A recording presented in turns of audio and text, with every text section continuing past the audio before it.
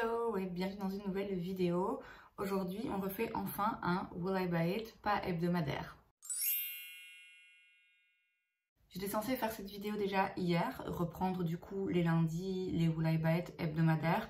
Je sais pas si à l'avenir ils continueront à être hebdomadaires ou pas parce que je vous avoue que c'est un petit peu compliqué en termes d'organisation par rapport au travail, par rapport au fait aussi que je vis pas seule. D'ailleurs, si vous entendez du bruit, je m'en excuse, mais je ne devrais pas m'en excuser comme me l'a rappelé mon amie Sandrine. Donc ça c'était pour la petite aparté, je vous expliquerai un petit peu où ça en est, mon déménagement, mon acclimatation et l'organisation par rapport justement à cette chaîne et aux vidéos. Ça viendra je pense la semaine prochaine. Aujourd'hui on va se reconcentrer sur le Will I Buy It. Donc je rappelle le principe, d'habitude toutes les semaines mais aujourd'hui exceptionnellement pour la première fois depuis quelques semaines déjà, je vais sur des pages Instagram checker un petit peu les nouveautés en termes de make-up, skincare, beauté de manière générale et je vous donne mon avis sur la dernière sortie. Donc là je vous l'ai dit, ça fait quelques semaines que j'ai pas fait cette vidéo, ce genre de vidéo, donc il y a beaucoup de lancements à couvrir. Je peux pas tous les couvrir, c'est juste impossible, d'autant plus que j'ai plus la tablette dont je me servais pour aller regarder justement les pages Insta en même temps que je filmais. J'ai donc dû prendre quelques notes, donc je me suis vraiment limitée à 10 sorties. Les 10 sorties, c'est quoi, 2-3 dernières semaines qui m'ont le plus marqué. Et donc on commence sur la page de Trendmood avec un lancement chez Beauty Bay. En fait ils ressortent leur ligne skincare. Il y a donc des nouveaux ingrédients, des nouveaux produits et aussi des nouveaux packaging. Donc il y a 2-3 petites choses qui sont nouvelles. Il y a une huile sérum hybride. Il y a aussi un pinceau multimasque, donc le pinceau qu'on utilise pour appliquer les masques. Je vous avoue que moi j'y vais avec mes doigts, mais bon, pourquoi pas. Et puis il y a des produits, donc comme j'ai dit, qui sont simplement repackagés, repensés, peut-être bien reformulés aussi, je sais pas trop. Notamment le Buttercup Cleansing Balm, qui est le baume démaquillant dont je me sers, qui change de nom. Formulation, je sais pas, packaging, oui. En tout cas, ils changent de nom. J'espère qu'ils changent pas, ils n'ont pas changé la composition et que c'est toujours le même parce que moi, c'est celui que j'utilise et que je l'aime beaucoup. Bien que là, je sais pas finalement si j'en ai encore de réserve ou pas, il va peut-être changer. En tout cas, voilà, Beauty Bay relance sa ligne skincare. Je vous avoue que c'est le genre de lancement que je trouve moyennement intéressant, d'une part parce que ça fait beaucoup de gaspillage finalement puisque ils vont solder les produits des anciens packaging. Alors c'est des bonnes affaires pour nous, mais tout ça pour juste changer les couleurs du packaging, juste changer un petit peu, reformuler l'une ou l'autre chose.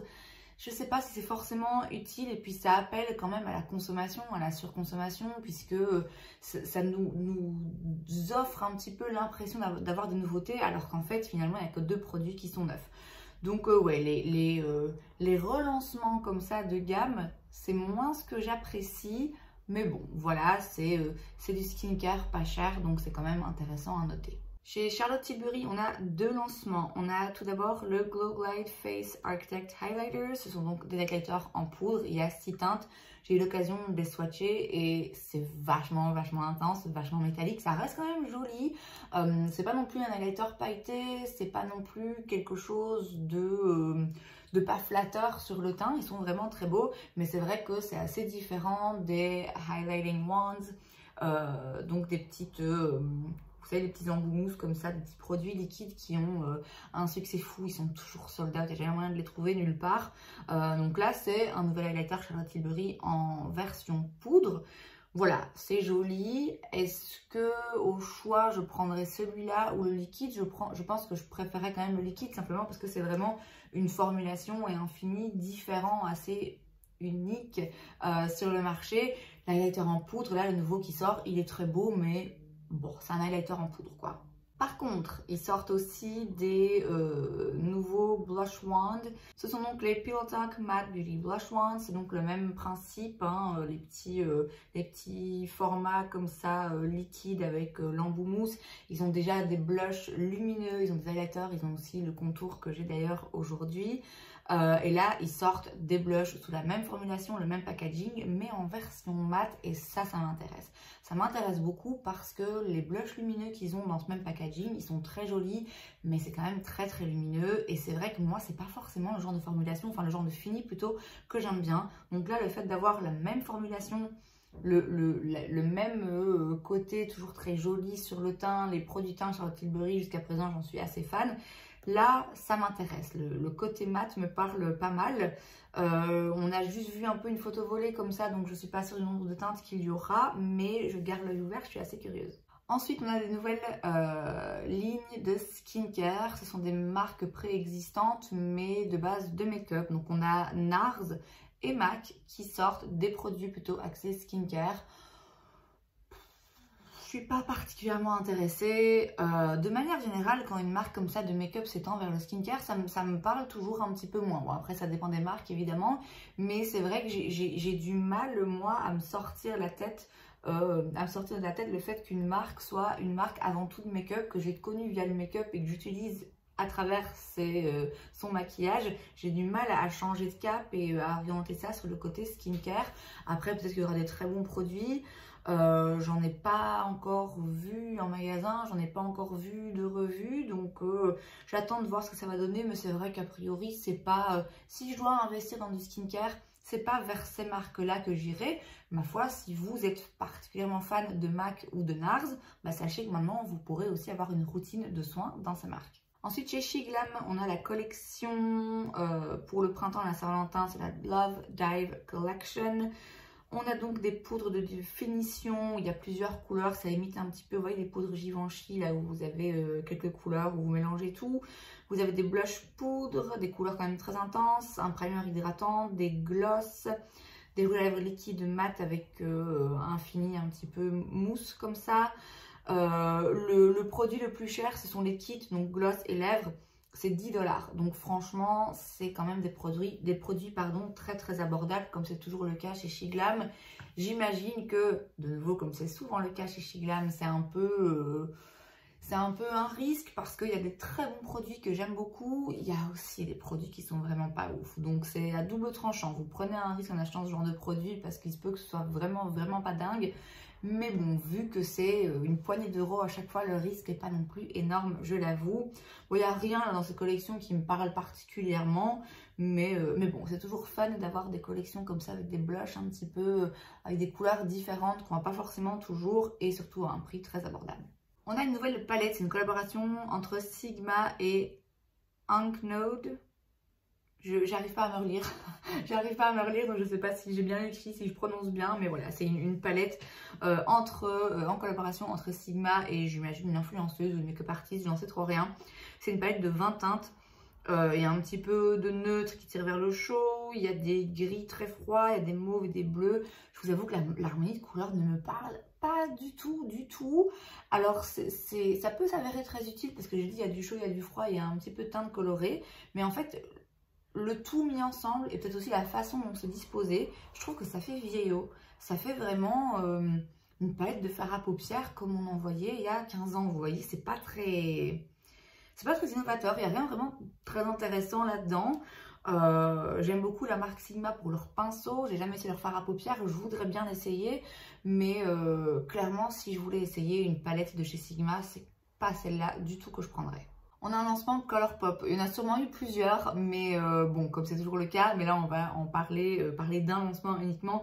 C'est leur collection pour la Saint-Valentin. On a donc des blushs, des highlighters, des produits pour les lèvres, comme d'habitude un petit peu de tout, et une palette avec 12 teintes, principalement des tons rouges et rosés. Voilà, une collection pardon, de Saint-Valentin qui ressemble à une collection de Saint-Valentin. Alors forcément, on s'attend à ce genre de teinte, donc c'est pas quelque chose de révolutionnaire, c'est pas une grosse surprise, c'est pas quelque chose de tout à fait neuf. Bon voilà, en même temps, c'est dans le thème, on peut pas demander à la Saint-Valentin de sortir des looks gothiques, vous voyez, enfin voilà, on reste dans le thème de la Saint-Valentin, c'est cohérent, mais bon, du coup, c'est vrai que c'est pas très intéressant à mes yeux. Pat McGrath sort également une collection pour la Saint-Valentin, enfin je suppose puisque ça s'appelle la Love Collection. On a donc plusieurs choses. On a des petites palettes avec 6 fards qui coûtent 65 $. Elles sont assez ressemblantes comme ça sur les photos. Là, je ne l'ai pas sous les yeux, mais si je me rappelle bien, il y en a une qui tire un peu plus vers le chaud, une un peu plus vers le froid. Et vous avez également une palette avec uniquement des fards mat. Donc la petite palette avec les fards mat, franchement, 65 $ pour 6 fards mat de Pat McGrath. Moi, je dis non. Je trouve que les fards métalliques brillants, les Blitz Astral qu'elle fait, ils sont absolument incroyables. Ils sont uniques en leur genre. C'est inimitable, vraiment, ils sont magnifiques. Mais alors les fards mat, franchement, il y en a certains qui sont très bien. J'ai une palette Pat McGrath aujourd'hui sur mes yeux. Mais il y en a qui sont pas forcément mieux que d'autres. Moi, je préfère 1000 fois les mats de chez Natasha Denona. Donc, quitte à dépenser 65 $ pour une petite palette de 6 fards, je prendrais une des deux où il y a des teintes métalliques, des teintes un petit peu spéciales. Ça reste des coloris, des harmonies de couleurs très neutres, très faciles à porter. Mais bon, ça me dérange moins que comme c'est des petites palettes de 6 fards, on pense plutôt à ok, une petite palette facile à emporter, facile à utiliser au quotidien. Donc là, ça passe.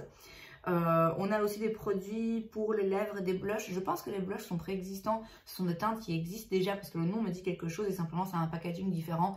Bon, de nouveau, c'est genre de truc, voilà, je trouve que c'est un peu du gaspillage, mais enfin, voilà. Et vous avez surtout des fards à paupières liquides qui coûtent 29 $ pièce. Alors, c'est pas donné, mais franchement, quand on voit les swatchs, franchement, ils donnent vraiment très envie. Ça peut s'avérer pratique à combiner avec une palette de fards uniquement mat, du coup, si vous, c'est ça qui vous intéresse dans la marque, même si moi, personnellement, c'est pas ce que je recommande. Mais ouais, ils sont vraiment très jolis, c'est des couleurs magnifiques, ça a l'air très métallique, très intense, très pailleté, donc tout ce que j'aime. C'est cher, c'est vrai que c'est cher, je serais curieuse de les swatcher pour voir vraiment ce que ça donne, parce que du coup si on se plante c'est quand même dommage. J'en choisirais une, parce que vu le prix, si on veut acheter toutes les teintes, voilà, ça va quand même vraiment vite être hors de prix, mais c'est vrai que ça me fait quand même pas mal envie. Chez Tarte, on a un nouveau produit, c'est les Blush Tape. Bon alors, déjà, on s'attarde un moment sur le fait que à chaque fois qu'ils sortent quelque chose, ils utilisent la terminologie Shape Tape parce que, on le sait, c'est leur best-seller. C'est, je pense, l'anti-cerne le plus vendu dans le monde, en tout cas un des plus vendus. C'est vraiment un anti-cerne qui est très connu, très apprécié. En tout cas, moi, je l'aime beaucoup. Après, on aime ou on déteste. Hein. Si on veut quelque chose de léger, clairement, c'est pas pour vous. Mais donc voilà, comme c'est leur gros succès, c'est vrai qu'ils ont tendance à ressortir des produits avec à chaque fois le truc Shape Tape ou Tape quelque chose à l'intérieur. Bon, je vois pas le rapport, hein, clairement, je vois pas du tout le rapport. Et donc là, on a c'est des blushs liquides un petit peu glowy, il y a 3 teintes.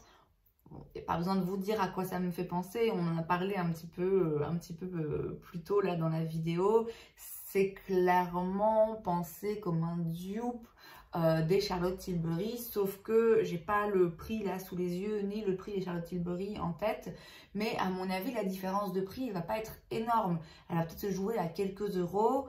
Donc est-ce que vraiment c'est bien utile? Je sais pas. Moi je vous l'ai dit, les blushs comme ça qui sont lumineux, c'est moins ce que j'aime.